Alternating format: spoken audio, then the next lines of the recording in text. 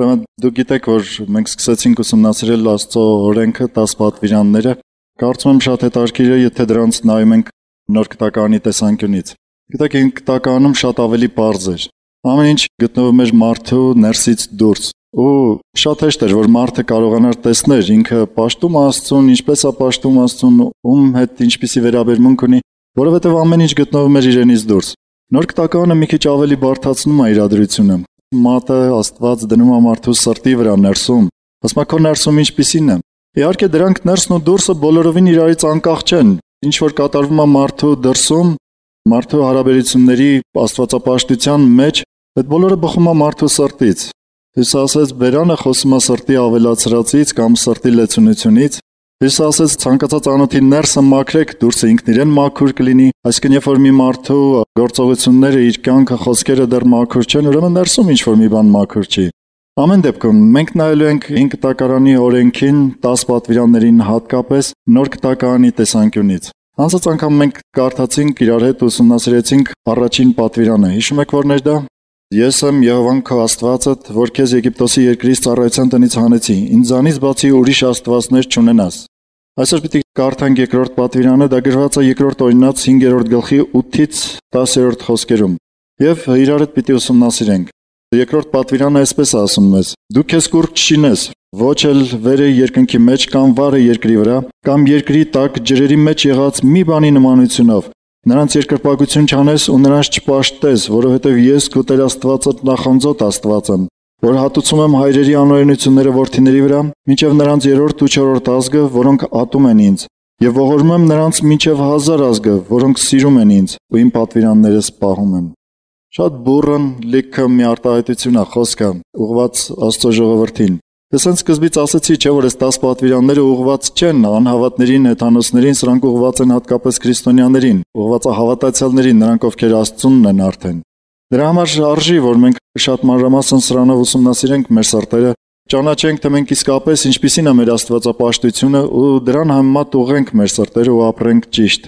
Պատրաստ եք։ Հալելույա։ Ուրեմն առաջին արտահայտությունը՝ դու քեզ կուռք չշինես։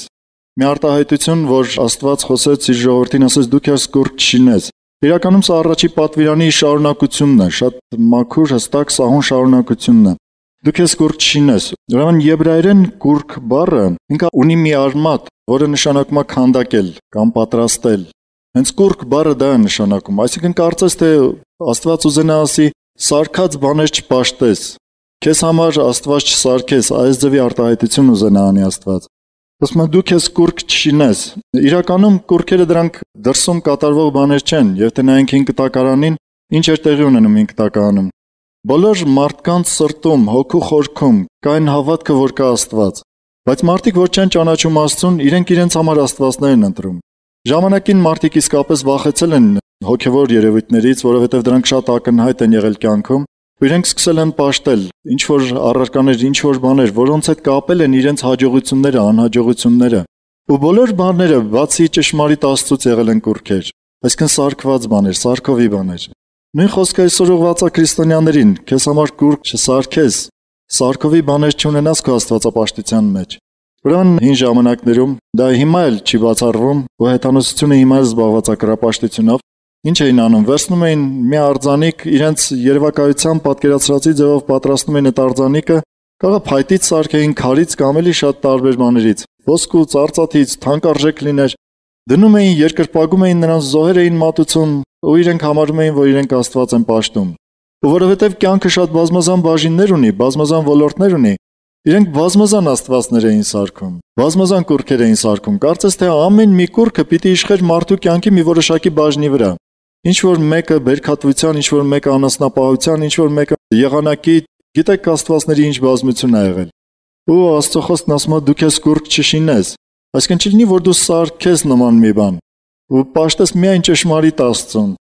Մի բան էլ, որ երբեք մարդը նոր բան չի կարողանում հորինի։ Ինքը ինչ որ հորինում է կուռք, դա իր պատկերացման, իր սրտի մեջ արդեն եղել է։ Գուցե դրանց կոմբինացիան լինի, ինչ որ մի բան կարող է սարքեն մարդ փղի կնճիթով, տեսել եք այդպիսի արձանիկներ։ Մանավանդ արևելյան կրոններում նման բաներ շատ կհանդիպեք։ Ես հաճախ խոսեմ այսօր դրանց մասին,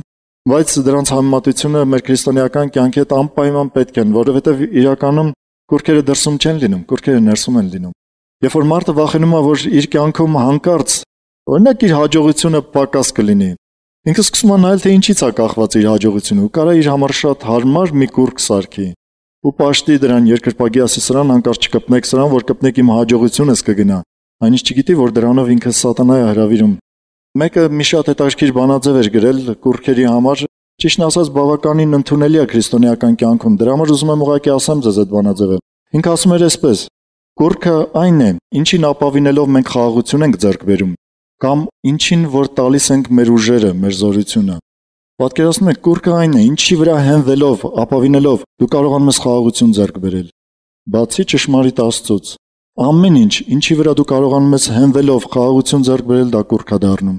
Ինչին որ դու տալիս ես քո ուժը, կարողությունը, ինչին որ դու տալիս ես քո միջոցները, բացի ճշմարիտ Աստծուց, այդ ամեն ինչը կուրք է դառնում։ Հիմա նայեք դուք կյանքում ինչքան բանից եք խաղաղություն ձեռք բերում, խաղաղություն ստանում։ Շատ մարդիկ այդ խաղաղությունը ձեռք են բերում փողից, շատ մարդիկ պաշտոնից, քանի ունի այդ պաշտոնը ինքը խաղաղ է, ինքը իշխանություն ունի։ Այն մեկը ձեռք է բերում ինչ որ իր քեռուց, չգիտեմ, բարեկամից, որովհետև այդ բարեկամը քեռին ինչ որ ապահովություն է բերում իր կյանքում։ Քո կյանքում ով է քեզ խաղաղություն տվողը։ Որպեսզի մի քիչ ավելի հասկանալի լինի, եկեք շարունակությունն էլ կարդանք իրար հետ։ Գիտեք ինչպես է գրված. Դու քեզ կուրք չշինես, ոչ վերը երկնքի մեջ կամ վառը երկրի վրա, կամ երկրի տակ ջրերի մեջ եղած մի բանի նմանությունով։ Ուզում եմ այստեղ կանգ առնենք։ Շարունակությունը հետո կարդանք։ Ասում է ոչ մի բանի նմանությունով դու քեզ համար կուրք չսարքես։ Այսինքն ցանկացած նմանություն, ինչ որ մի պատկեր, որ մարդը փորձի պատկերել, որ Աստծուն ինչ որ մի պատկերի մեջ, ինքը արդեն կուրք է սարքում իր համար։ Աստված ինքը ոչ մի բանի նման չի։ Այստեղ մի հետաքրքիր խոսք կա, որ գրված է 4-րդ գլխում, երկրորդ օրինաց գիրքը բաց է կարելի ինձ հետ։ Եթե կարող եք հետևեք, 4-րդ գլխի 15-րդ խոսքից Աստված նորից խոսում է նմանատիպ մի խոսք։ Ասում է ձեր հոգիներին լավ զգուշություն արեք։ Շահություն դարձրեք խոսքը, ասում է ձեր հոգիներին լավ զգուշություն արեք, որովհետև այն օրը, որ Տերը Քորեբ լեռան վրա կրակի մեջից ձեզ խոսեց, մի բանի նմանություն չտեսաք։ Չլինի, որ անօրինություն անեք ու ձեզ կուրք սարքեք որևիցե բանի պատկերով, կամ արուի, կամ մեքի նմանությունով, կամ երկրի վրա եղող անասունի նմանությունով, կամ օդի մեջ թռչող թևավոր թռչունի նմանությունով, կամ երկրի վրա սողացող սողունի նմանությունով, կամ երկրի տակ ջրերի մեջ եղող ձկան նմանությունով չշինեք։ Նաև չլինի, որ աչքերդ երկինք բարձրացնես ու արևը կամ լուսինը կամ աստղերը ու երկնքի բոլոր զարդը տեսնելով խաբվես ու նրանց երկրպագություն անես։ Եվ նրանց չպաշտես, որովհետև քո Տեր Աստվածդ նրանք բոլորը երկնքի տակ եղող ազգերի համար կարգավորեց։ Սա նաև խոսում ամբողջ տիեզերքի իմաստի ու նպատակի մասին։ Բայց Տերը ձեզ առավ ու ձեզ երկաթե հնոցից Եգիպտոսից հանեց, որպեսզի իրեն սեփական ժողովուրդ լինեք, ինչպես այսօր եղած եք։ Պատկերացնում եք, ասում է ոչ մի բանի նմանությունով։ Նույնիսկ երբ որ մարդը փորձում է Աստծուն որոշակի պատկեր տա, ինքը սահմանափակում Աստծուն այդ պատկերի մեջ ու իրականում իր պատկերացման մեջ դա կարող լինի կուրքի նման։ Գիտեք ինչու? Աստված ոչ մի բանի նման չի։ Աստված ֆիզիկական պատկեր չունի, գրված է մարդուն ստեղծեց իր պատկերով ու նմանությունով։ Գիտեմ հաստատ, որ այս հարցը ձեր մեջ առաջանում է։ Բայց դա բարոյական նմանություն էր, դա սոցիալական նմանություն էր, դա ինտելեկտուալ նմանություն էր, դա բոլորովին ֆիզիկական նմանություն չէր։ Դա ֆիզիկական պատկեր չէր։ Թեև պատկեր բառը շատ ժամանակ հենց վերաբերվում է հենց ֆիզիկականին, բայց մենք Աստծո հատկությունները ճանաչելով, դուք գիտեք Աստծո հատկությունները։ Աստված անվանում ենք այն անձին, որը ունի 5 հատկություններ. ամենակարող, ամենուրեք, ամենագետ, հավիտենական ու անփոփոխ։ Այս 5 հատկությունները ունեցող մի անձի։ Դե հիմա փորձեք ամենուրեք գտնվող անձին պատկերել ինչ-որ տեսքով։ Մեկը որ սահման չունի, ամենուրեք է գտնվում։ Ու չեք կարող ասել տիեզերքով սահմանափակված է, ինքը տիեզերքից ավելի մեծ է, տիեզերքը սահմաններ ունի, Աստված սահման չունի։ Հենց փորձում եք ինչ-որ գծագիր գծագրել Աստծո համար, դուք արդեն ինչ-որ պատկեր, ինչ-որ մի սահմաններ եք գծում կարծես Աստծո համար։ Ու որը ճիշտ չի, դրա համար Աստված ինքը ասեց, երբ որ ձեզ հետ խոսեցի, դուք ոչ մի պատկեր չտեսաք, ձայնը լսեցին, տեսան կրակ, որի մեջից Աստված խոսում էր, բայց ուր էր Աստված, որպես պատկեր ոչ ոք չտեսավ։ Մի խոսք էլ գրված է Նոր Գտականում, գրված է, որ երբեք ոչ մի մարդ չի տեսել Աստծուն ու ոչ էլ կարող է տեսնել։ Ու գրված է, որ մենք միշտ Աստծուն պիտի ճանաչենք իր Որդու Հիսուսի հայտնությունով։ Դա գրված է Տիմոթեոսի 6-րդ գլխում։ Այսինքն ցանկացած պատկեր, որ դու կկառուցես Աստծուն պատկերելու համար, դա կլինի սահմանափակում եւ ոչ ճիշտ։ Դա կլինի արդեն կուրքի նման։ Դրա համար դու կարող ես իհարկե Հիսուսին պատկերացնել մարդու կերպարանքով, բայց դուք գիտեք ով է Հիսուսը։ Դուք ճանաչում եք նրա դիմագծերը։ Գիտեք, դա բոլորովին ֆիզիկական դիմագծեր չեն, ու շատ դժվար է ասել, թե իր աչքերի գույնը ինչպիսին են, մազերի գույնը ինչպիսին են։ Դուք փորձել եք այդպիսի բաներ։ Ես գիտեմ, աղոթքի ժամանակ մենք մարդ ենք, ու մենք ամբողջովին տրվում ենք աղոթքի ժամանակ, չէ՞, դուք իսկապես տրվում եք աղոթքի ժամանակ։ Այդ ժամանակ գործում է ձեր միտքը, գործում է ձեր երևակայությունը, պատկերացումը։ Ես ավելի ուշ կբացատրեմ ոնց ավելի ճիշտ։ Բայց երբեք չփորձեք գծագրել նույնիսկ Հիսուսի համար մի պատկեր ու ասել սա է միայն ու վերջ։ Եթե լսած լինեք Հիսուսը ինչքան տեսիլքներով հայտնվել է ինչպիսի մարդկանց, բոլոր տեսիլքները իրարից տարբերվում են։ Հիսուսի դիմանկարը երբեք չի պահպանվել, որովհետև Աստված լավ գիտեր, որ եթե այդպիսի մի դիմանկար լինի, մարդիկ դրանից կուր կսարքեն, կդնեն, կերկրպագեն, կծնկեն դրա առաջ, որը արդեն ճիշտ չի լինի։ Բոլոր տեսակ նկարները դրանք թուղթ են ընդհանրապես, դրանք նկարներ են ընդհանրապես։ Թեև իրենք խորհրդապատկերում են Հիսուսին, բայց դրանք ընդհանրապես նկարներ են։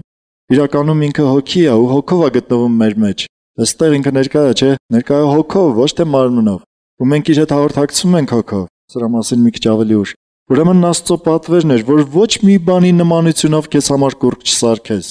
Ինքը ոչ մի բանի նման չի, ոչ կենդանիների, ոչ երկնքի աստղերի, ոչ մի բանի նման չի։ Եք շարունակենք։ 9-րդ խոսքում գրված է այսպես. նրանց երկրպագություն չանես ու նրանց չպաշտես, որովհետև ես քո Տեր Աստվածդ եւ այլն։ Ասում են նրանց երկրպագություն չանես ու նրանց չպաշտես, այդ քո սարքած կուրքերիդ նախ կուրկ չսարքես, հետո չլինի որ այդպիսի բաների երկրպագություն ու պաշտամունք անես։ Հիշում եք ամենասկզբում ասացի, որ կուրքը նա է, ում վրա որ հենվելով դու խաղաղություն ես ձեռք բերում, նաև ում որ տալիս ես քո ուժերը։ Հիմա ասում են նրանց երկրպագություն չանես ու չպաշտես, երկու բան է գրված, որ մարդիկ անում են Աստծո նկատմամբ, նաև կուրքերի նկատմամբ։ Երկրպագելը դա խոնարհվելն է նրա առջև, դրան բարձրացնելն է քեզանից ավելի բարձր։ Այո, ճիշտ է Աստծո առջև խոնարհվել, ճիշտ է Աստծուն բարձրացնել մեզանից բարձր, բայց ուրիշ ինչ կա, որ պիտի բարձրացնես քեզանից բարձր։ Ուրիշ ինչ կա այս աշխարհում, որ իր առջև պիտի խոնարհվես ու երկրպագես նրան, որ այդքան թանկ արժի, ինչքան իրական Աստված, միակ Աստվածը։ Գիտեք, մարդիկ հաճախ երկրպագում են փողին, դա չեն անում իրենց, օրինակ, ծնկի գալով փողի առջև, ոչ ոք փողը չի դնում սեղանին ու ծնկում նրա առջև։ Բայց կա մի երկրորդ խոսքը գրված է նրանց չպաշտես։ Պաշտել բառը գիտեք ինչ է նշանակում։ Նշանակում է ծառայել։ Նայեք ռուսերենում գրված է ծառայել բառը։ Ասում են նրանց չերկրպագես ու չծառայես, ասեմ արդեն այս բառով։ Երբ որ փողը ասում է սուտ խոսա ինձ կունենաս, ու սուտ ես խոսում դու ծառայում ես փողին։ Հասկանում եք ծառայելը ինչն է։ Երբ որ դու կատարում ես նրա ասածները, նրա թելադրանքները, այս է ծառայելը։ Եթե կա քո կյանքում մեկը մի բան, որը կառավարում է քեզ, խոսում է քեզ, ասում է արա սա, ու դու անում ես ճշմարտությունից դուրս գալով, ծառելով Աստծո խոսքը, դու իրականում պաշտում ես, ծառայում ես նրան։ Ամենամեծ պաշտամունքը, որ կարա մարդը գործի իր կյանքում, ամենամեծ կուռքը, որ մարդիկ ընդհանրապես ունենում են իրենց կյանքում, դա հենց իրենք են։ Ամեն մարդու եսը հպարտությունը դա ամենամեծ պաշտամունքի առարկան է ու ամենամեծ կուռքն է։ Եզեկիել Մարգարեն գրում է, որ Աստված խոսեց իր հետ, ասեց, որ գիտես, Աստծո ժողովուրդը մեղք է գործում տաճարում։ Ասեց գնա նայիր, ու հետաքրքիր մի խոսք է գրված է նախանձի կուռք էր դրված տաճարում։ Իրականում ոչ մի կուռք, ոչ մի առարկա չէին դրել տաճարում ու չէին պաշտում, բայց ինքը հոգևոր բան էր ցույց տալիս Աստված Եզեկիելին։ Ասես նախանձի կուռք է դրված։ Մի կուռք, որին երկրպագում են, որը մեծ էր, կենտրոնական էր, կարծես թե այդ բոլորի մեջ։ Դու նայի քո կյանքում, բոլոր մարդկանց կյանքում ամենավտանգավոր կուռքը դա իրենց եսն է, հպարտությունը։ Դա իրենց անձն է հենց։ Հիշում եմ մի քարոզիչ ասում էր, գիտեք, դուք ձեր ամենամեծ թշնամու հետ գտնվում եք ամեն տեղ, նույնիսկ գիշերը քնելուց։ Ու այդ ամենամեծ թշնամին գտնվում է մեր մեջ, դա մեր սիրտն է, մեր եսը, երբ որ խաբում է մեզ։ Մարդիկ իրենց սրտին հնազանդվելով, իրենց հպարտությանը, իրենց պատվին լսելով շատ հաճախ գնում են դժոխք։ Ու սա ամենահավոր բանն է, որ տեղի է ունենում մարդկանց կյանքում։ Դրա համար արժի, որ մենք այս տեսանկյունից մի հատ քննենք մեր անձերը։ Արդյոք մենք ծառայում ենք միայն ճշմարիտ Աստծուն։ Ես քեզ մի բան լհարցնեմ։ Դու ուզում ես իսկապես Աստծուն ծառայել։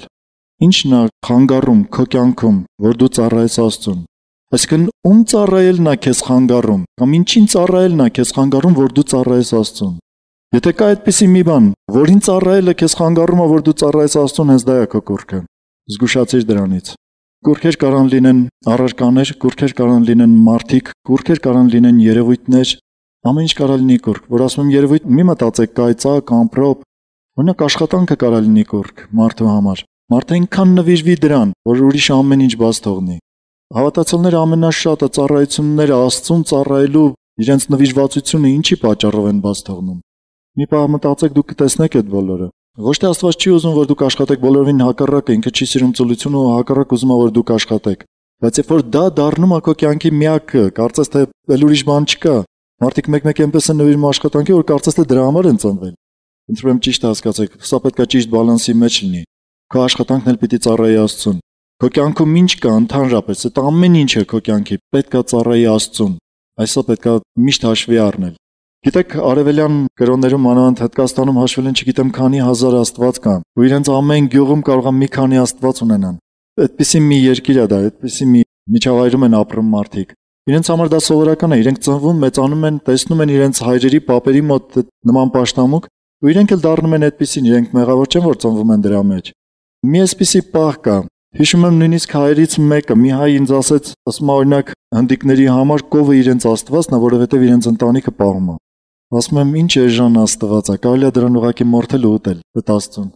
ոչ թե նրան պաշտել։ Բայց այստեղ մի կարևոր գաղափար կա, որ գործում է քրիստոնյաների մեջ նույնիսկ։ Գիտեք ո՞րն է այդ գաղափարը։ Եթե ինքը պահում է քո ընտանիքը, ուրեմն քո աստվածն է։ Մարդիկ կան հենց հայերից, որ ասում են ես էս ինչի կյանքը փրկեցի, ես իր աստվածն եմ։ Չէ, դու աստվածը չես, Աստված քեզ օգտագործեց դրա կյանքը փրկելու, բայց դու աստված չդարձար։ Հիշում եք, Աստված անվանում ենք այն անձին, որը ունի այդ 5 հատկությունները։ Ես չթվարկեմ դրանք։ Ոչ մի մարդ երբեք չի կարող աստված դառնալ։ Զգուշացեք մի սրանից, բայց այս գաղափարի մեջ, որ կովը կերակրում է իրենց ընտանիքը իրենց աստվածն է, մի փոքրիկ ճշմարտություն կա, որը համապատասխանում է Աստվածաշնչին, բացասական ճշմարտություն, ոչ թե դրական։ Եփեսացիների 3-րդ գլխում գրված է մարդկանց մասին, ովքեր շեղվում են ճշմարտությունից։ Ասում է իրենց աստվածը իրենց որովայնն է։ Երբ որ մարդիկ չափում են իրենց կյանքում կարևոր բաները իրենց որովայնի համեմատ, այստեղ իրենք ունենում են լուրջ դժվարություն, ու իրենց կուռքերը հաճախ դառնում է իրենց որովայնը։ Եվ գիտեք, շատ մարդիկ, մեծ նշանավոր մարդիկ այս բանը շատ լավ են հասկացել։ Օրինակ, եթե չեմ սխալվում, Նապոլեոնն է ասել այս խոսքերը, որ զինվորի սիրտը տանող ճանապարհը անցնում է իր ստամոքսով։ Լսել եք այդպիսի արտահայտություն։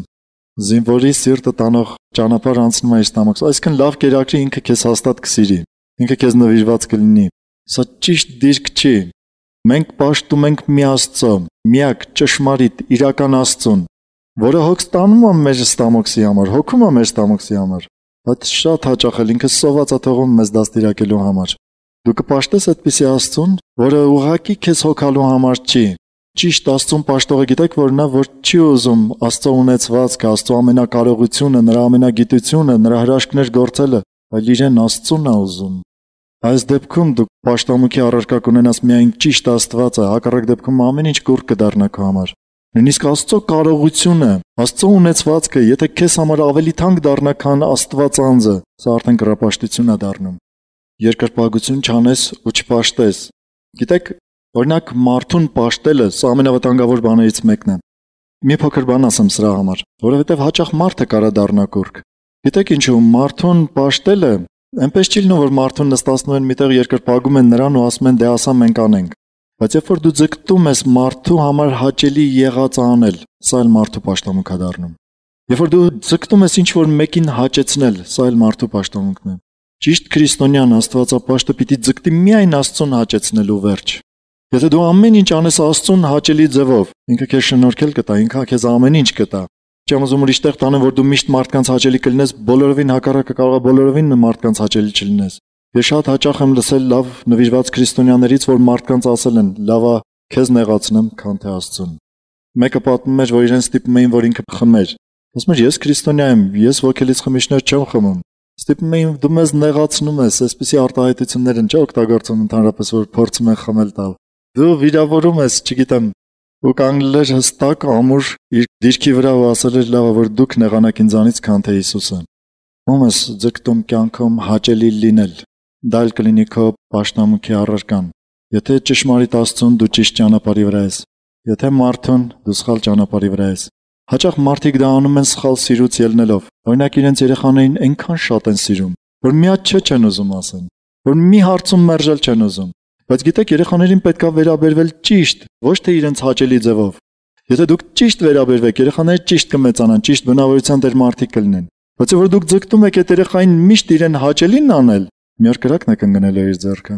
որովհետև մեծանալու է հետո պահանջի, որ դուք իրեն հաճելի բաներ անեք, ու այն ժամանակ էլ չի ասել չի լինում, որովհետև ամբողջ կյանքում մի անգամ չեք ասել։ 5 տականում մի մարդու մասին է խոսվում, Հեղի քահանայի, մինչև Սամուել Մարգարեն ինքն էր դատավորություն անում Իսրայելում, կառավարում էր Իսրայելը, դատում էր մարդկանց հարցերը, գործերը, շատ նշանավոր մի դեմք էր։ Իր որդիները լուրջ մեղքերի մեջ էին։ Գրվածաշնության մեղքի մեջ էին, նույնիսկ այն կանանց հետ, ովքեր գալիս էին խորան երկրպագություն անելու։ Պատկերացնում եք ինչ էին անում քահանայի որդիները, այդպիսի նշանավոր մարդու որդիները։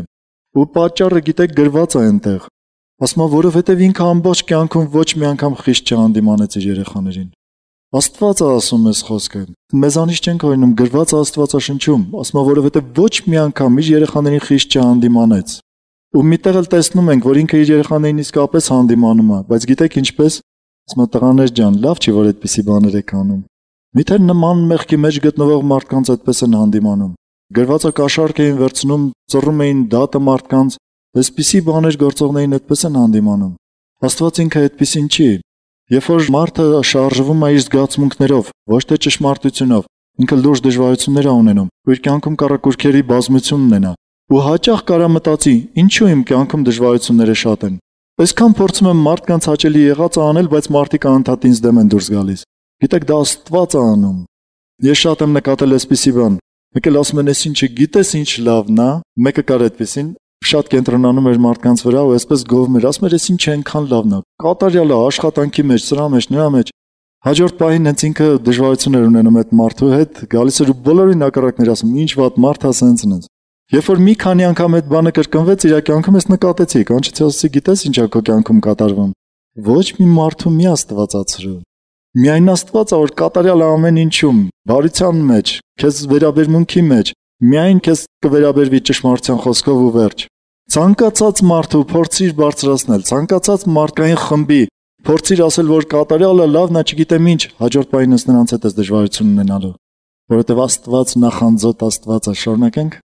Մի անգամ կարդանանք սկզբից։ Դու քեզ կուրջ չինես, ոչ էլ վերը երկնքի մեջ կամ վարը երկրի վրա, կամ երկրի տակ ջրերի մեջ եղած որևէ մեկ բանի նմանությունով։ Նրանց երկրպագություն չանես ու նրանց չպաշտես։ Քո Տեր Աստվածդ նախանձոտ Աստված եմ, որ հատուցում են հայրերին իրենց անօրենությունները եւ այլն։ Ասում է, քո Տեր Աստվածդ նախանձոտ Աստված եմ։ Ասեն տեղերից մեկն է, որտեղ Աստված խոսում է իր հատկություններից մեկի մասին։ Ասում է, ես քո Տեր Աստվածդ նախանձոտ Աստված եմ։ Գիտեք, այս նախանձ արտահայտությունը այստեղ չարության նախանձը չի, որ ինչի դու լավն ես արի, մի բան անեմ, որ դու վատը դառնաս։ Այստեղ խոսում է խանդի մասին։ Ասում է, ես խանդոտ Աստված եմ։ Կարդացեք ռուսերենում ավելի հստակ կտեսնեք ինչ խոսք է գրված այստեղ։ Ես քո Տեր Աստվածդ նախանձոտ կամ խանդոտ Աստված եմ։ Խանդը ունի որոշակի հետևանքներ։ Ու հաճախ, երբ որ կարդում ենք Աստծո խանդի կամ Աստծո բնավորության այս կողմի մասին, մարդիկ ասում են, այդ 5 կտակարանային է, նոր կտակարանային չի։ Դրա համար, որպեսզի իմանաք, որ սա նաև նոր կտակարանային է, ձեզ առաջարկում եմ բացել 1 Կորինթացիների 10-րդ գլուխը։ Պիտի կարդամ 20-ից 22-րդ խոսքերը։ Այստեղ խոսում է ուղիղ կռապաշտության մասին, չի խոսում հոգևոր կռապաշտության մասին։ Ուրեմն գրում է Կորինթացիներին, Կորինթոսը մի քաղաք էր, որտեղ շատ կռապաշտություն կար։ Այսինքն իրենք բազմաստվածություն էին պաշտում, Պողոս առաքյալը գնացել էր մարդկանց բազմաստվածությունից դարձրել էր քրիստոնյաներ։ Ու ճշմարիտ Աստված էր քարոզել իրենց ու հիմնել էր եկեղեցի։ Հիմա մարդիկ, որ արդեն քրիստոնյաներ էին ու եկեղեցու մեջ էին, իրենք դժվարություն ունեին, որովհետև իրենց հարևանները, իրենց շրջապատի մարդիկ դեռևս կռապաշտության բազմաստվածության մեջ էին։ Ու իրենք տատանվում էին, չգիտեն, այն կուրքերին պիտի պաշտեն ու զոհ մատուցեն, թե միայն ճշմարիտ Աստծո հետ գործ ունենան։ Այս տատանողականությանը դեմ էր խոսում Պողոս առաքյալը, դրա համար գրեց այս հատվածը։ Բայց ես ձեզ ասում եմ, թե այն բաները, որոնք հեթանոսները զոհ են անում, դևերին են զոհում ու ոչ թե Աստծուն։ Ու չեմ ուզում, որ դուք դևերին հաղորդ լինեք, չեք կարող խմել տիրոջ գավաթը ու դևերի գավաթը։ Չեք կարող վայելել տիրոջ սեղանից ու դևերի սեղանից։ Ես բացատրեմ սա ինչ էր նշանակում։ Ուրեմն բազմաստվածության հեթանոսական արարողության մեջ այսպիսի բան կար։ Վերցնում էին կենթանում, տանում նվիրում էին ինչ-որ մի կուրքերից մեկին, հայկական հեթանոսության մեջ եղել է արամազդը, օրինակ տանում էին արամազդի զոհասեղանի վրա զոհ էին անում, հետո մորթում էին այդ կենթանու զոհ էին անում ու դրա միսը ուտում էին սեղանի վրա։ Իրենք հետո սեղաններ ունեին, որտեղ նստում էին խնջույքի։ Ուտում էին դրա միսը, քեֆ էին անում եւ այլն։ Ու Պողոս առաքյալը գրում ասում է, որ ինչ որ զոհում են հեթանոսները, զոհում են դևերին։ Հետարքիր է, չէ՞, մենք նայում ենք հաճախ ասում ենք դե միսը, դե զոհված է ինչ որ մի հատ առարկայի, իսկ այդ առարկան անշունչ է։ Պողոս առաքյալը ասում է դրանց հետևում դևերն են կանգնած։ Ասում է նրանք ովքեր ուտում են այդ մսից, նրանք հաղորդ են լինում դևերին։ Ասում եմ չեմ ուզում, որ դուք հաղորդ լինեք դևերին, չեք կարող վայելել Տիրոջ սեղանից ու դևերի սեղանից։ Այսինքն գնալ նման արարողությունների մասնակցել, վայելել նրանցից, հետո գալ եկեղեցի ու փորձել Աստծո հետ հաղորդակցվել։ Խոսում են դրա մասին, ասում են չեք կարող վայելել Տիրոջ սեղանից ու դևերի սեղանից։ Նախանձի գրգռենք Տերը, միթե մենք նրանից զորավոր ենք։ Այսինքն եթե մեկը ճանաչելով ճշմարիտ Աստծուն, ինքը գնում է իսկապես նման արարողությունների կռապաշտության, ինքը նախանձի է գրգռում Աստծուն։ Աստծո խանդն է շարժում դրանով։ Պողոս առաքյալը ասում է, միթե մենք իրանից զորավոր ենք, Աստծուց զորավոր ենք։ Կարանք Աստծո դեմ դուրս գանք, Աստծո խանդը շարժենք ու հետո մնանք անպատիժ։ Կարծես թե դեռ մի բան էլ իշխենք Աստծո վրա, իրենից զորավոր ենք։ Իրականում Աստված խոսում է դրա մասին, ասում է նախանձոտ Աստված եմ։ Ու շարունակությունը եթե կարդաք խոսում է պատժի մասին, որ հատուցում եմ հայրերի անօրենությունները որդիների վրա մինչև նրանց 3-րդ, 4-րդ ազգ եւ այլն, սրա մասին դեռ կխոսեմ։ Ուղղակի ուզում եմ ասել հենց սա, որ Աստծո խանդը միշտ բերում է որոշակի գործողության, վրիժառության։ Դա դուք շատ կարդաք, թե 5 տականում, թե նոր կտականում։ Նոր կտականում կոնկրետ գրված է, որ վրեժ մի առեք ոչ մեկից, ես եմ վրիժառուն։ Կարդացել եք Հռոմեացիների 12-րդ գլխի վերջի հատվածներում։ Այսինքն Աստծո մեջ, երբ որ առաջանում է խանդի զգացում, դրա հետևանքը լինում է վրիժառությունը։ Դա շատ բնական, կարծում եմ դուք շատ լավ եք դա հասկանում, երբ որ ձեր հարազատի, ձեր շատ սիրած էակին փորձում է մի ուրիշը մոտենա, ձեր մեջ ինչ է առաջանում։ Խանդի զգացումը, որը բերում է նրան, որ հիմա դրա գլուխը կջարդեն։ Այսինքն դուք լավ կարող եք հասկանալ, թե ինչ է տեղի ունենում Աստծո սրտի մեջ։ Երբ որ դուք ձեր անձը նվիրել եք Աստծուն, ու մեկ էլ հանկարծ ուրիշ կուրքեր այս աշխարհում հենվում եք ոչ թե Աստծո վրա, ոչ թե նրան եք լսում ու հնազանդվում ու ծառայում, այլ ծառայում եք մարդկանց, չգիտեմ ինչ որ երևույթների, Աստծո խանդն է շարժվում, ու դրա հետևանքով գալիս է վրիժառությունը։ Գիտեք, Աստծո վրիժառությունը չի գալիս մարդկանց վրա, սա միշտ հիշեք։ Աստծո վրիժառությունը գալիս է կուրքերի վրա։ Երբ որ մարդը շատ ամուր է բռնվում այդ կուրքից, ու տեսնում է, որ Աստծո վրիժառությունը գալիս է այդ կուրքի վրա, ու դեռ բաց չի թողնում այդ կուրքը իր կյանքում, նոր դրանից ինքն էլ է բաժին ստանում։ Հասկանում եք մեխանիզմը։ Դրա համար երբ որ տեսնում եք, որ Աստված դեմ է կանգնում ձեր կյանքում ինչ որ մի բանի, անմիջապես բաց թողեք, թող այդ բանը հեռանա ձեր կյանքից։ Հենց բաց թողեք դուք ինքներդ ազատություն կապրեք։ Դրա համար մի հետաքրքիր բան պատմեմ, ուրեմն Ելից գրքում դուք կարդաք ինչպես Աստված Իսրայելին հանեց Եգիպտոսի երկրից։ Ինչպիսի հարվածներ բերեց, 10 հարվածներ բերեց Եգիպտոսի երկրի վրա, դրանով ավերեց ամբողջ երկիրը, ու Իսրայելին դուրս հանեց այնտեղից։ Ոչ թե ուղղակի ուզում էր պատժել եգիպտացիներին, սա չէր միտքը։ Նախ ուզում էր, որ ցույց տա իր ժողովրդին, հрьяաներին, թե ինքը ինչքան զորավոր մեկն է, ինչպիսին է ինքը Աստված, ինչ հատկություններ ունի։ Բայց որ մի ավելի կարևոր բան էր ուզում սովորեցնել իր ժողովրդին, սա էր,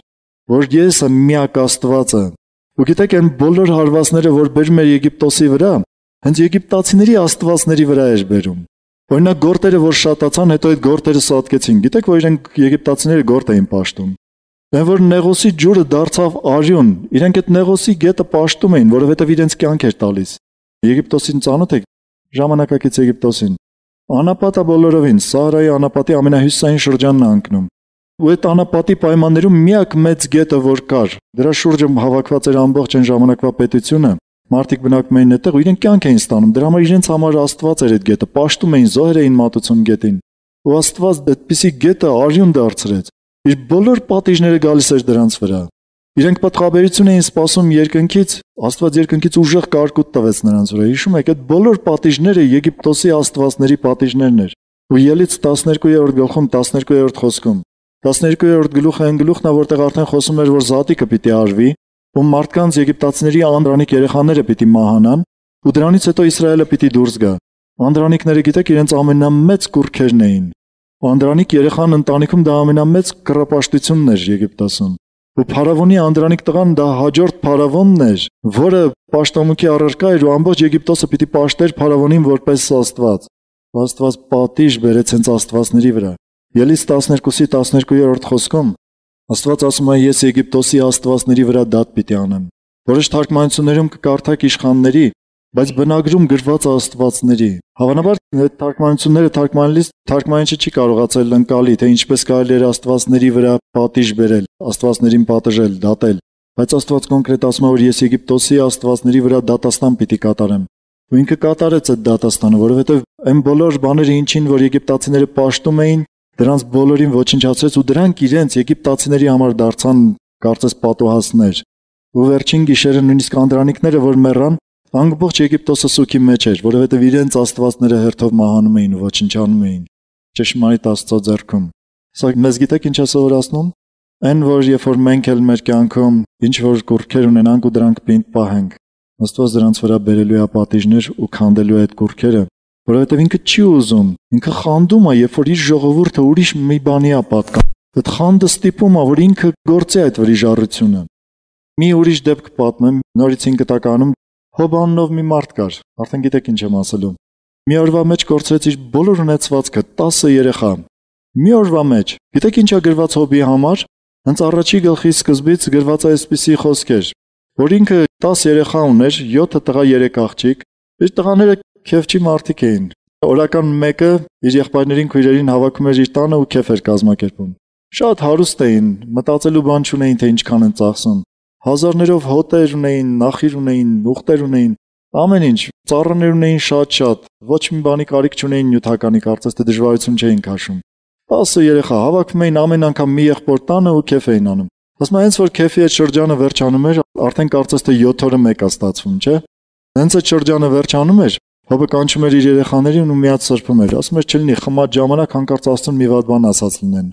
Ու զոհեր անում ամեն մեկի համար։ Ու այսպես շարունակ։ Հոբը իրականում միթե ճշմարիտ Աստծուն չէր պաշտում։ Ինքը իր սրտի ուղղվածությունը դեպի ճշմարիտ Աստվածն էր, բայց ինքը չէր գիտակցում, որ իր կատարած զոհերը ուղղված են իր երեխաներին, ոչ թե Աստծուն ճշմարիտ։ Կարծես թե Աստծուն ուզենար ծառայեցնել իր երեխաներին։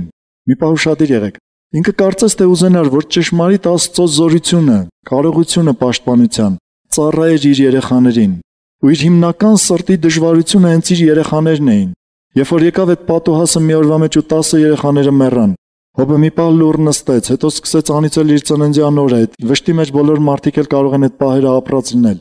Թե ինչի ծնվեցի կամ չգիտեմ, ինչի էս աշխարհ եկա, որ ես վիշտը ունենամ, երևի դուք էլ ապրած կլինեք։ Բայց դրա մեջ մի արտահայտություն արեց, ասեց ինչից վախենում էի գլխիս եկավ։ Ինչից վախենում էի, ես դա պատահեց ինձ։ Պատկերացնում եք սա ինչ էր նշանակում, որ ինքը այդ բոլոր իր զոհաբերությունները Աստծուն ուղղված կատարում էր այն վախից, որ հանկարծ իր երեխաներին մի բան չպատահի։ Այսինքն իր սրտի երկրպագությունը, իր կատարած այդ զոհաբերությունը ավելի շատ ուղղված էր իր երեխաներին, քան թե ուղղված էր ճշմարիտ Աստծուն։ Քրիստոնյան կյանքում ոչինչ պիտի չունենա, որ հանկարծ վախենա դա կորցնելուց։ Կորցնելու ոչինչ պիտի չունենա քրիստոնյան։ Միակ բանը, որի կորցնելուց դու պիտի վախենաս, դա ճշմարիտ Աստծո ներկայությունն է քո կյանքում։ Վախեցիր, որ հանկարծ դա չկորցնես։ Մի արտահայտություն եմ ուզում կարդալ հենց սրա հետ կապված, Թվոց գրքում է գրված սա։ Թվոց գիրքը գիտեք նույն Մոսեսն է գրել, որը գրել է երկրորդ օրինացը, որը ստացել է Աստծուց այդ բոլոր պատգամները։ Գրված է Թվոց գրքի 33-րդ գլխի 55-56 խոսքերը պիտի կարդամ։ Ուրեմն խոսում է ինչի մասին, որ դուք պիտի մտնեք մի երկիր, դեռ Իսրայելը մտած չէր Քանանի երկիրը, իր ժամանակակից տերիտորիան դեռ գրաված չէր, տարածքը հիմա որտեղ բնակվում է Իսրայելը դեռ իրենը չէր։ Դուրս եկան Եգիպտոսից, անցան անապատի մեջով 40 տարի ու հետո մտան այդ երկիրը։ Ու ինքը գրում է արդեն ամենավերջում, երբ որ իրենք հասել կանգնել էին Հորդանանի առջև, պիտի Հորդանանը անցնեին ու մտնեին հիմիկվա Պաղեստինի տարածքը։ Ու այսպիսի խոսքեր է ասում, որ երբ որ մտնեք այդ երկիրը, ասում այդ երկրի բնակիչների նման բոլորովին չանեք։ Նրանք պաշտել են կուրքեր, ունեցել են բազմաստվածության պաշտամուկ, but դուք իրենց նման չանեք։ Ու տեսեք վերջի խոսքերն եմ կարդում։ Բայց եթե այն երկրի բնակիչները ձեր առջևից չվռնդեք, ու այն ժամանակ նրանցից ողջ թողեք, ձեր աչքերին փուշեր ու ձեր կողերին տատասկներ պիտի լինեն, ու ձեր բնակված երկրի մեջ ձեզ թշնամություն պիտի անեն։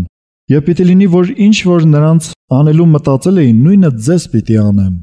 Հիմա երևի ասեմ, ուրեմն պատվերը Աստծո այսպիսին էր, որ մտնեք այդ երկիրը, հեռացրեք այդ երկրից ամբողջ բնակչությունը այդ կռապաշտությունով ամեն ինչով հեռացրեք ուղակի այդ երկրից։ Ասում եմ, բայց եթե դուք չհեռացնեք, դրանք ձեր աչքերի համար փուշ են լինելու, ու ձեր կողերը պիտի ծակեն, ձեզ պիտի վնասեն։ Ու ասում են, ինչ որ մտածել է իրանց անեմ, այսինքն ինչ պատիժ որ պիտի բերեի, կործանեի իրանց, ասում նույնը ձեզ պիտի անեմ։ Հիմա տեսնում եք, որ այն ինչ որ նկարագրում էի, ճիշտ համապատասխանում է դրան։ Երբ որ քո կյանքում կլինի ինչ որ մի բան, որ Աստված մատը կդնի դրա վրա, կասի հեռացրու քո կյանքից։ Սա խանգարում է ինձ, որ ես քո կյանքում միակը լինեմ։ Ու դու հանկարծ դա պինդ բռնես։ Դա քեզ համար դժվարություն ու փորձանք կլինի մի օր քո կյանքում։ Ու երբ որ ասի քեզ հեռացրու դրանից, որովհետև ես դրա վրա վրիժառություն պիտի բերեմ, դրա վրա իմ պատիժս պիտի բերեմ, ու չհեռացնես, ասում է նույնը քեզ պիտի անեմ, նույն պատիժի տակ դու կընկնես։ Աստված շատ է սիրում մարդուն ու երբեք մարդու վատը չի ուզում։ Մարդուն վնասելը չի ուզում, այլ ուզում է, որ իր կյանքում վնասած ու ոչնչացրած լինի բոլոր կուրքերը ու հեռացրած լինի։ Ու դա գիտեք հենց մարդու օգուտի համար է։ Թեև դա խոսում Աստծո վրիժառությունը, բայց մարդու օգուտի համար է։ Որովհետև մարդն է մաքրվում, փրկվում, նվիրվում Աստծուն ու հետագայում երկնքի թագավորության մեջ պիտի ապրի։ Բայց ասում է, եթե դու դրանք բաց չթողնես, եթե քո կյանքից չհեռացնես, ասում է նույն բաները քեզ հետ կպատահի։ Այստեղ մենակ այն մի հատվածն եմ ուզում վերցնել։ Ես հաճախ եմ տեսել մարդկանց կյանքում ու հավատում եմ, որ սա Աստծո ձեռքն է, որ երբ որ մարդը շատ է ձգտում մի բանի, որը Աստծուց չի, ու ինքը վերջապես հասնում է այդ բանին, որը Աստծուց չի, հենց այդ բանը իր գլխին փորձանք է լինում։ Հենց այդ բանը իր կյանքում դժբախտության պատճառ է լինում։ Սա է Աստծո վրիժառությունը։ Զգուշ եղեք, բաց թողեք, դուք ինքներդ ազատ կապրեք։ Թող որ Աստված հեռացնի ձեր կյանքից ամեն բան։ Որովհետև շարունակության մեջ ասում է, որ իր վրիժառությունը գալիս ասում է. Ես խանդոտ Աստված եմ, որ հատուցում եմ հայրերի անօրենությունը որդիների վրա, մինչև նրանց 3-րդ ու 4-րդ ազգը, որ ատում են ինձ։ Այս ատել բառը նշանակում է մեջքով կանգնել դեպի Աստծուն։ Դուք երբ որ դեմքով կանգնեք ցանկացած կուրքի, դուք իրականում մեջքով կանգնում եք դեպի Աստծո։ Երբ որ մարդը երկրպագում է իր պատիվը, երբ որ մարդը երկրպագում է իր փողը, իր չգիտեմ հարազատ ինչ որ մեկին, երկրպագում է իր ունեցվածքը, ինքը մեջքով է կանգնում Աստծուն ու իրականում դա ատելության դիրք է Աստծո նկատմամբ։ Շարունակության մեջ ասում է, եւ ողորմում եմ նրանց մինչև 1000-րդ ազգը, որոնք սիրում են ինձ ու իմ պատվիրանները սպահում են։ Սերը միշտ կապված է պատվիրանները պահելու հետ։ Ուզում ես ապացուցել, որ դու սիրում ես Աստծուն, պահիր նրա պատվիրանները։ Ու երբեք քո կյանքում կուրք մի ունեցիր։ Այս տարբերությունը, որ ասում եմ մինչև 3-րդ, 4-րդ ազգը պատժում եմ, բայց մինչև 1000-րդ ազգը օրհնում եմ, ցույց է տալի Աստծո ողորմածության սիրո մեծությունը։ Փորձեք 4-ը համեմատել 1000-ի հետ։ Կտեսնեք ինչքան մեծ է իր ողորմածությունը։ Հենց թվերը մի հատ փորձեք համեմատել։ Ես կարծում եմ Աստված, որ խոսեց Մովսեսին, իր ձեռքով գրեց այս պատվիրանը քարի վրա։ Գիտեք չէ, Աստված իր ձեռքով գրեց 10 պատվիրանները քարի վրա։ Երբ որ ինքը գրեց, ինքը պատահական ոչ մի բառ չէր գրում։ Ինքը ճիշտ էր գնում ինչ որ պետք էր։ Ուզես ցույց տա, թե ինչքան ինքը նախանձոտ է, որ կարա իր պատիժը բերի իր նախանձի, իր խանդի պատճառով, բայց նաև ինչքան կարա իր օրհնությունները շատացնի այնտեղ, որտեղ իրեն սիրում ու իր կողմն են կանգնում։ Ուզում ես, որ երբեք քո կյանքում կուրք չունենաս, ես քեզ միջոցներ պիտի ասեմ դրա համար։ Ամենակարևոր միջոցը Հիսուսն ասեց։ Հովհաննես 4:23-24 խոսքերում Հիսուսն ասեց, որ Աստված հոգի է, ուզում է, որ իրեն երկրպագողներն էլ իրեն երկրպագեն հոգով ու ճշմարտությունով։ Ուզում եք, որ ձեր կյանքում կուրք չլինի, միշտ Աստծուն ծառայեք, պաշտեք, երկրպագեք ձեր հոգով ու ճշմարտության խոսքով, Աստվածաշնչյան խոսքով։ Այսինքն ձեր երկրպագությունը պիտի համապատասխանի ճշմարտության խոսքին։ Ու նաև դա պիտի լինի հոգով։ Ինչու հոգով? Ոչ առարկայական պիտի լինի։ Շատ կարևոր է սա, որ ոչ առարկայական լինի։ Ու հիշում եք Հիսուսը ինչու էս խոսքը ասեց։ Միկին հարցրեց իրեն։ Ասեց, որտեղը ճիշտ Աստծուն պաշտելը Երուսաղեմում թե Էսլերան վրա։ Մեր հայրերը ասում են այստեղ, հрьяաները ասում են Երուսաղեմում։ Որն է ճիշտ։ Հիսուսը ասեց, ոչ այնա կարևոր, ոչ էլ այնա կարևոր։ Հոգով ու ճշմարտությունով, որովհետև թե Լեռան վրա, թե Երուսաղեմում սա նյութական էր, առարկայական էր։ Բայց հոգով դու երբեք չես սխալվի։ Դու չես կարող հոգով մոտենալ Աստծուն ու դու չտեսնել, որ դու դժվարություն ունես կյանքում, կռապաշտության դժվարություն ունես։ Դու չես կարող հոգով մոտենալ Աստծուն ու չտեսնել, որ հանկարծ դու ինչ-որ մի բան ավելի թանկ ես գնահատում, քան թե Աստծո ներկայությունը։ Եթե դու իսկապես Աստված փնտրող մարդ ես, Աստված ցույց կտա քեզ այդ բաները։ Ու եթե դու անկեղծ ես ու նվիրված ես Աստծուն, անպայման սա ցույց կտա քո կյանքում։ Աստված հաստատ քեզ ցույց կտա այն նախանձի կուրքը, որ կլինի քո մեջ։ Կասի, այս սա իմ խանդը գրգռում է, սա պետք է հեռացնել քո կյանքից։ Դրա համար հոգով ու ճշմարտությունով։ Մի ուրիշ միջոց, որը շատ կարևոր է մեր կյանքում, եթե իսկապես ուզում ես, որ Աստծուն նվիրված ու կռապաշտ չլինես, սա է միջոցը։ Քեզ լրիվ տուր Աստծուն ծառայելուն, Հիսուսին ծառայելուն։ Ու քո կյանքում ինչ որ կա, թող ծառայի Հիսուսին։ Ոչ թե Հիսուսը ծառայի քո կյանքում եղած բաներին, այլ քո կյանքում եղածը ծառայի նրան։ Եթե դու երեխաներ ունես, մտածիր, որ այդ երեխաները պիտի ծառայեն Հիսուսին ու դրա համար ճիշտ դաստիարակվեն։ Եթե դու քո շրջապատում մարդիկ ունես, հեղինակավոր մարդիկ, մտածիր, որ այդ մարդիկ պիտի ծառայեն Աստծուն, դրա համար դու պիտի վկայես նրանց քրիստոնյա պիտի դարձնես։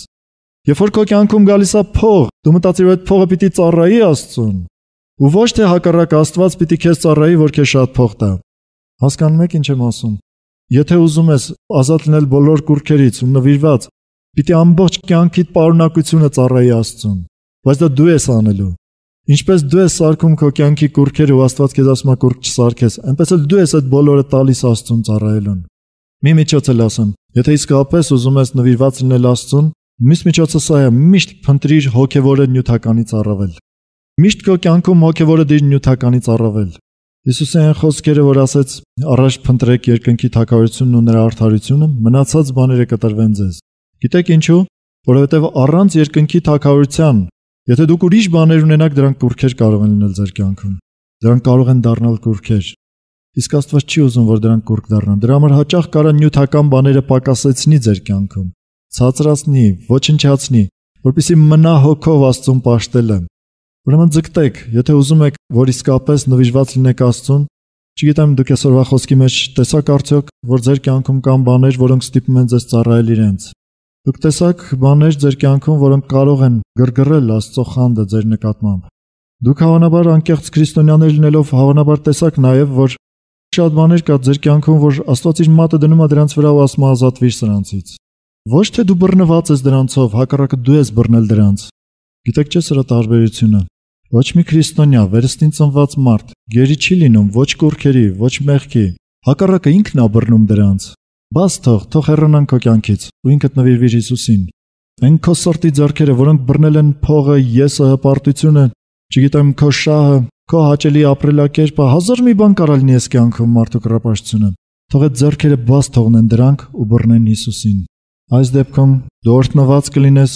Հալելույա։ Եթե տեսար ինչ-որ բաներ քո կյանքում ու դժվարություն ունես ինչ-որ բաների հետ, մի վախեցիր, դրա միջոցը կա։ Կանգնիր Հիսուսի առջև, հավատքով, սրտի աչքերով նայիր Հիսուսին ու խոսիր նրա հետ։ Ասա ուզում եմ, որ իմ ամբողջ ունեցվածքով, իմ ամբողջ սրտով քեզ ծառայեմ, քեզ երկրպագեմ հոգով ու ճշմարտությունով, ու ոչ մի բան քեզ ծառայելու տեղը չլինի։ Ուզում ես, ոտքի կանգնիր։